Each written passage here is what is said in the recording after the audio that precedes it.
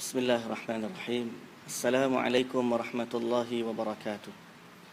Alhamdulillah, segala puji bagi Allah Subhanahu wa taala yang mempertemukan kita pada hari ini, hari Jumaat, penghulu sekalian hari yang sangat baik, cuaca yang sangat indah dengan dihujani dengan hujan-hujan di sini yang penuh dengan rahmat daripada Allah Subhanahu wa taala. Sedang penonton yang dirahmati Allah, dalam kehidupan kita, terkadang kita sibuk, terkadang kita rehat. Sesungguhnya kesibukan dan kerehatan itu adalah lumrah dalam kehidupan kita sebagai manusia. Di waktu kita sibuk, kita mengimpikan kesibukan itu tidaklah terlalu berat kepada kita.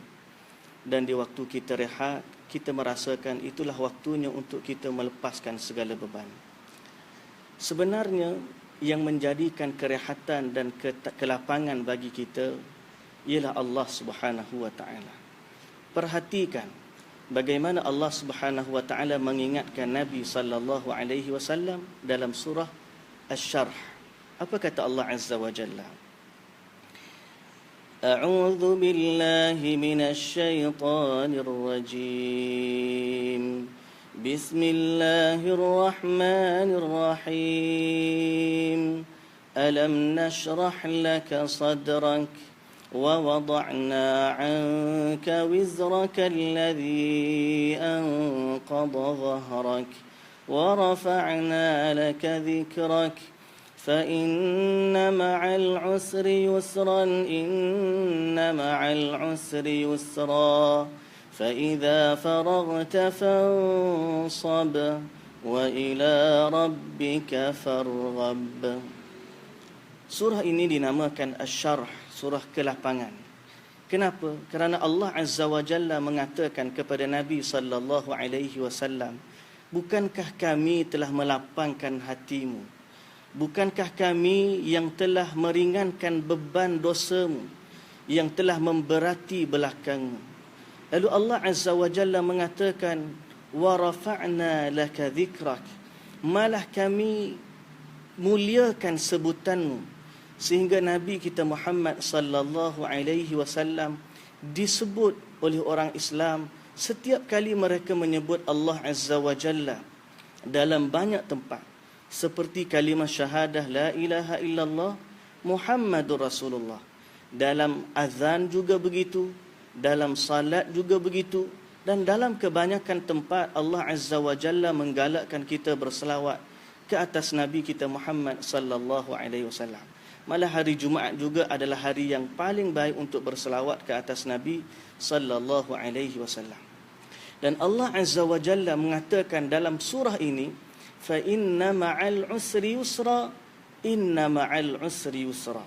Sesungguhnya bersama kesusahan adanya kesenangan, dan sesungguhnya bersama kesusahan adanya kesenangan. Para ulama dalam mentafsirkan ayat ini menyatakan bahawa kebaikan atau kesenangan yang Allah Azza wa Jalla kurniakan kepada manusia dua kali ganda berbanding kesusahan.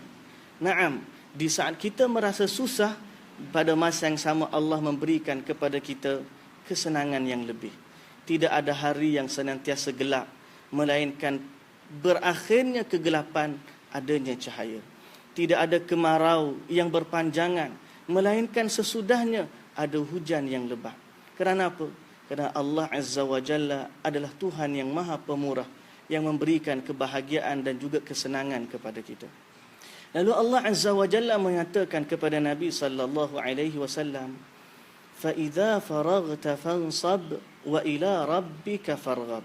Apabila kamu telah lapang, maka berdirilah, berusahalah melakukan ibadah kepada Allah Subhanahu wa taala. Wa ila rabbika farghab, dan kepada Tuhanmu bermohonlah. Naam, sesungguhnya pada waktu sibuk, kita sibuk dengan kehidupan kita. Tapi pada waktu kita lapang, beribadahlah kepada Allah. Kerana sesungguhnya kerehatan kita ada pada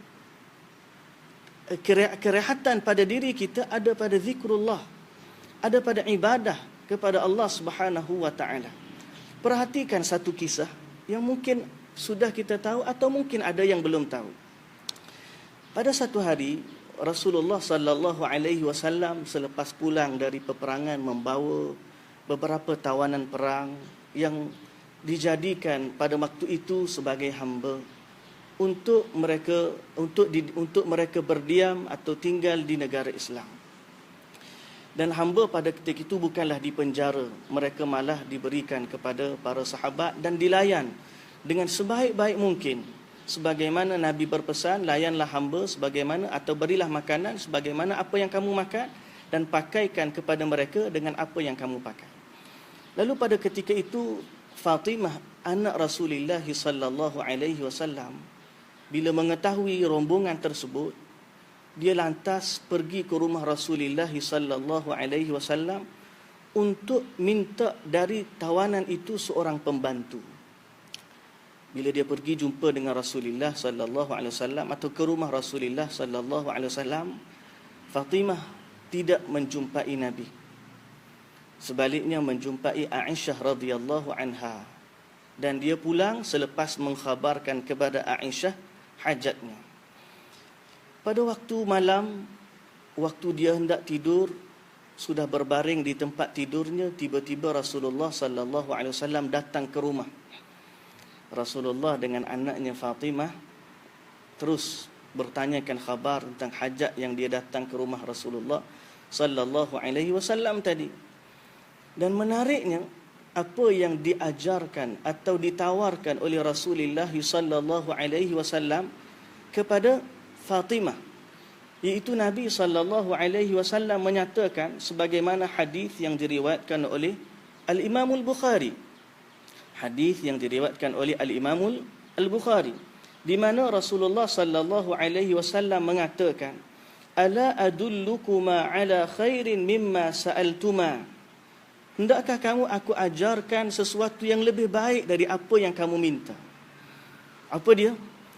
Nabi kata sallallahu alaihi wasallam, apabila kamu sudah berada di tempat tidurmu, sewaktu berbaring hendak tidur, maka bertasbihlah kepada Allah 33 kali, bertahmidlah kepada Allah 33 kali, dan bertakbirlah kepada Allah 34 kali. Sesungguhnya dia lebih baik bagi kamu berdua, iaitu Ali dan juga Fatimah, daripada seorang pembantu. Allahu Akbar. Kenapa tuan-tuan, puan-puan yang dirahmati Allah? Kerana kerehatan kita sebenarnya ada bersama Allah. Di saat hati kita tenang, di situlah datangnya kerehatan. Alladzina amanu wa tatma'innu qulubuhum bi dzikrillah. Ala bi dzikrillahi tatma'innul qulub. Orang yang hatinya, orang yang beriman kepada Allah Azza wa Jalla, hati mereka tenang dengan zikrullah. Dan dengan zikrullah, hati menjadi tenang. Dengan tenang kita mendapatkan kerehatan. Dalam kesibukan kita bekerja, dalam kepenatan kita berniaga, dalam kesibukan kita mencari rezeki seharian, maka jangan dilupakan sumber ketenangan kita, iaitulah Allah Subhanahu wa taala. Beribadahlah kepada Allah, berzikirlah kepada Allah. Hari ini hari Jumaat, saya doakan semua penonton yang dirahmati Allah sekalian mendapat ketenangan dari Allah Azza wa Jalla, dengan cuaca yang baik, dengan kicauan-kicauan burung yang ada keliling kita, mungkin dengan apa saja yang ada di sekeliling kita, mudah-mudahan Allah Subhanahu wa taala memberikan kerehatan, ketenangan kepada kita. Dan mudah-mudahan Allah Subhanahu wa taala merahmati dan memberkati hari kita, menjadikan hari ini adalah hari yang lebih baik daripada semalam, dan memberikan kita kebahagiaan yang lebih. Kerana sesungguhnya punca segala kebahagiaan, ketenangan, kebaikan adalah Allah Subhanahu wa taala. Jadi saya doakan semuanya berbahagia pada hari ini. Jangan lupa memperbanyakkan selawat pada hari Jumaat. Mudah-mudahan Allah merahmati kita semua. Wallahu taala a'lam. Assalamualaikum warahmatullahi wabarakatuh.